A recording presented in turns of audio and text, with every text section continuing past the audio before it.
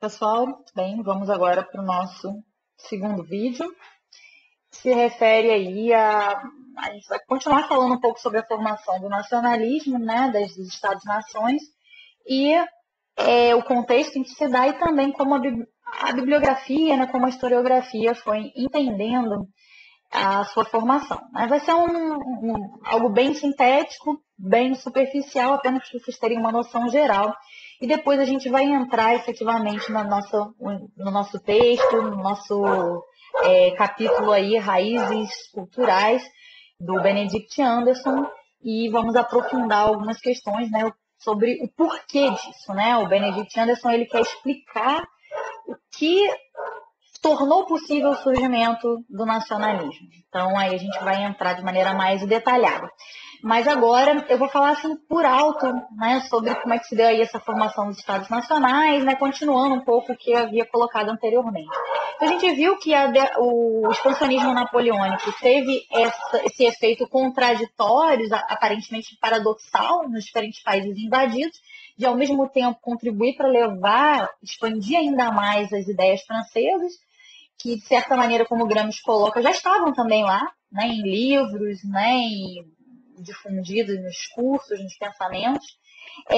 Mas, por outro lado, a defesa contra o Napoleão, depois a derrota, levou também a um sentimento, a uma busca de identificação com o próprio território local em que esses países estavam, esses países invadidos. Tá?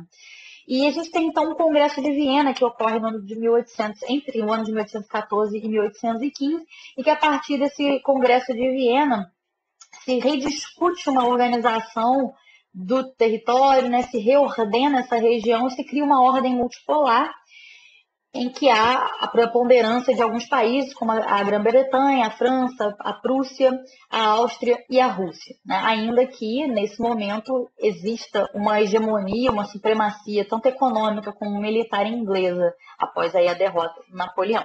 Então, após o Congresso de Viena, a gente tem um período de certa paz dentro da Europa. Uma paz entre as nações, mas que internamente corresponde ao processo de grande transformação, que é o processo de formação de cada Estado-nação europeu aí, né? Então, essas transformações vão cada vez mais configurando e dando as características do nacionalismo internamente. Vou pular aqui essa parte do Hobsbawm, sobre a dupla revolução, que a gente já falou muito, né?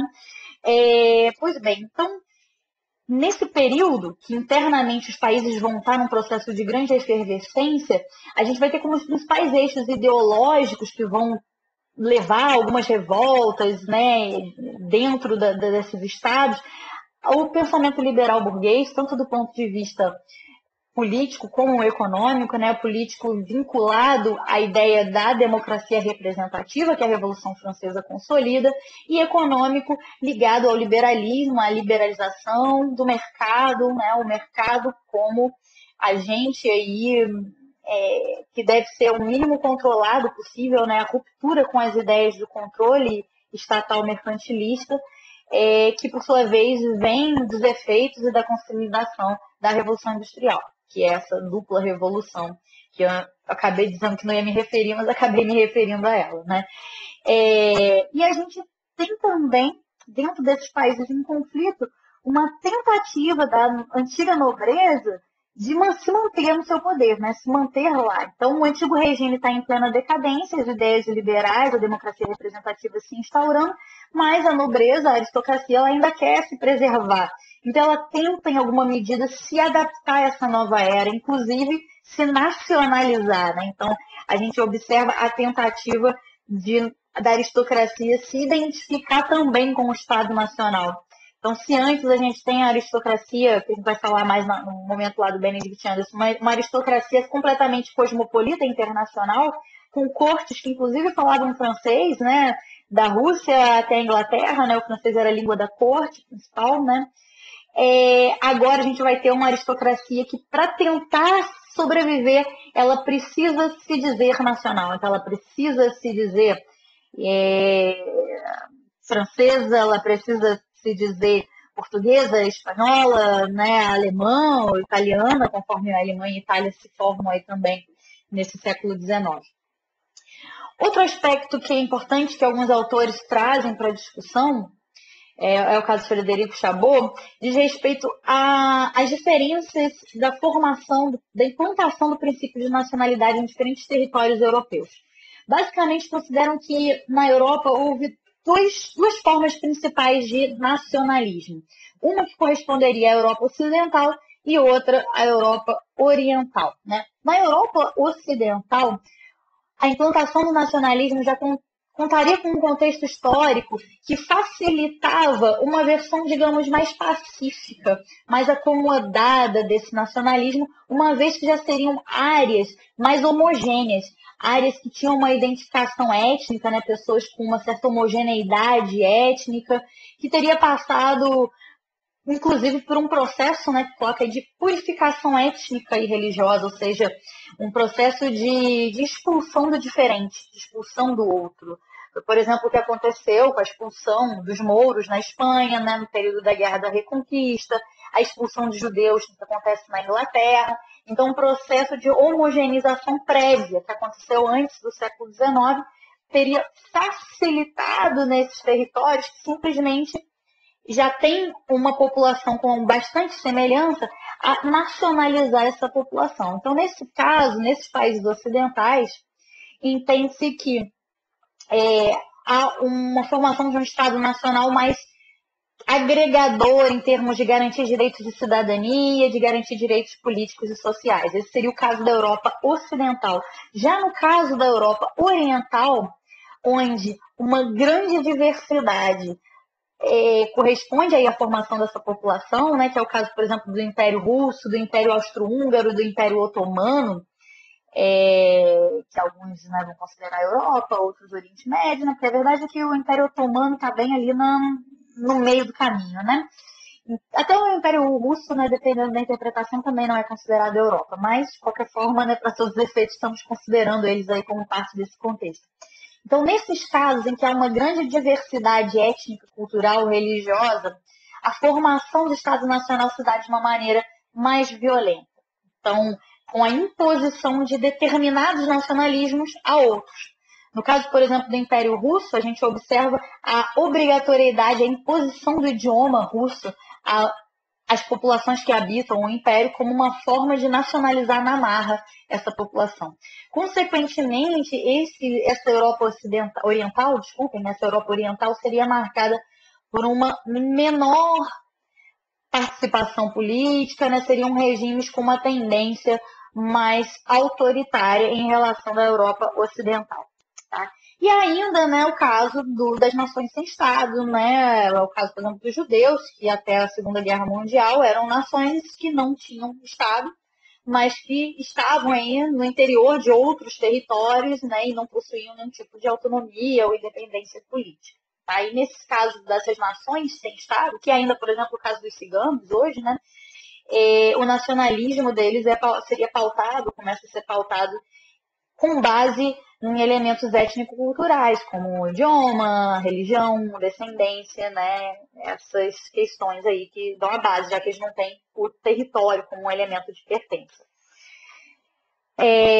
O Frederico Chabot ainda fala, né, sobre um elemento que depois eu vou aprofundar mais quando a gente discutir o Benedict Anderson, que é a ideia de a identificação entre o pensamento romântico com o pensamento nacionalista. O que é o romantismo, né? O romantismo, gente, se vocês se lembrarem da época da escola, do ensino médio, das aulas de literatura, o romantismo como um fenômeno literário, ele está muito ligado a determinados autores, naquele caso no Brasil, né, que vão retratar, por exemplo, José de Alencar, vão retratar os indígenas, né, vão retratar uma sociedade meio arca, de uma sociedade mais rural, né?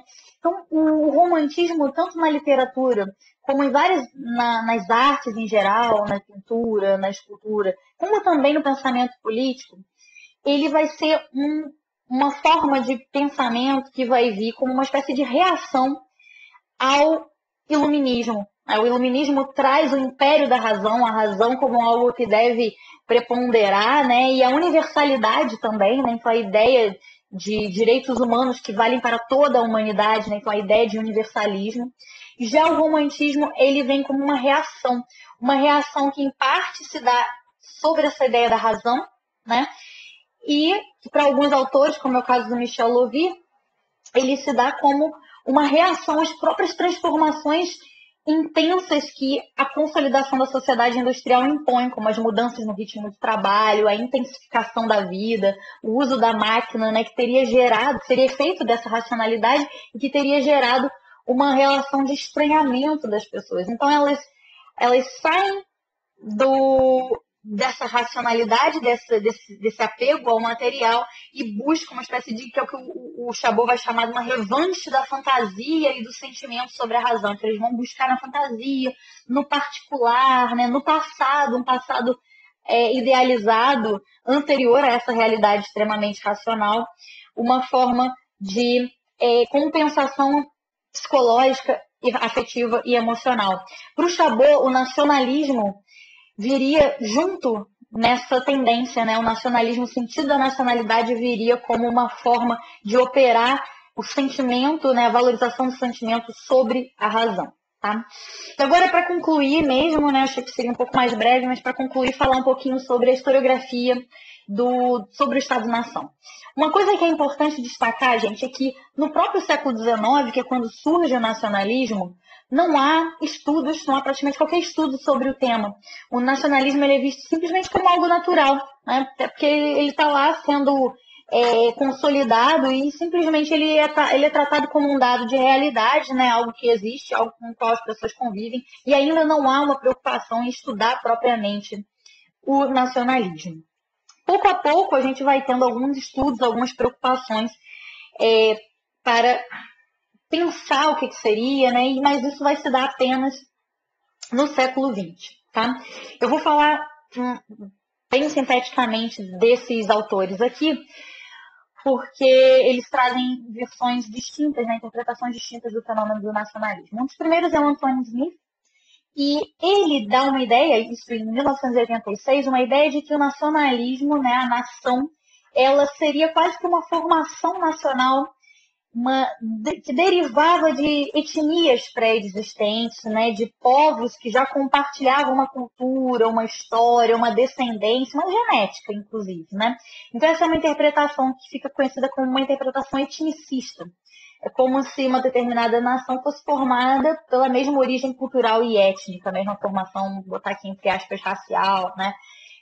E ela já estaria predeterminada, praticamente, a nação. Né? Então, ela já existiria desde tempos imemoriais, em um determinado momento em que se tornou possível a conformação de um Estado nacional, aí ela ganhou esse arcabouço em termos de identificar esse povo, essa nação, com o Estado.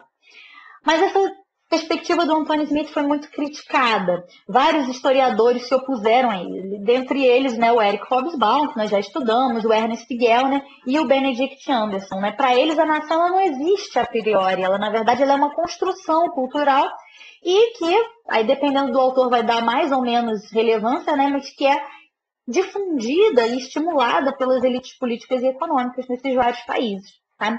Então, o Hobsbawm, por exemplo, ele não ignora que existiam elementos proto-nacionais, né, em algumas regiões, povoados, regiões, tinham elementos de identificação compartilhados, uma mesma língua, o mesmo idioma, uma mesma religião, mas que isso por si só não faria com que a nação se desenvolvesse, se tornasse isso que ele vai entender como um artefato político da própria dominação de classe. Né? O Hobsbawm vai dar um destaque bastante a essa característica. Né? O Benedict Anderson, que a gente vai falar daqui a pouco, em breve, né? Ele também não vai compartilhar dessa ideia da nação como algo pré-existente, muito pelo contrário, mas vai entendê-la como uma comunidade imaginada, que dá o título ao livro que a gente vai trabalhar. Então, vou guardar aí o Benedict Anderson, não vou falar muito, porque no próximo vídeo a gente vai falar. E vou só aqui citar aqui um trecho do Gellner, em que ele diz o seguinte, a crítica, né, que ele faz a essa ideia de naturalização das nações. As nações, postas como modos naturais ou divinos de classificar os homens como destino político, são um mito. O nacionalismo, que às vezes toma culturas pré-existentes e as transforma em nações. Algumas vezes as inventa e frequentemente suprime as culturas pré-existentes.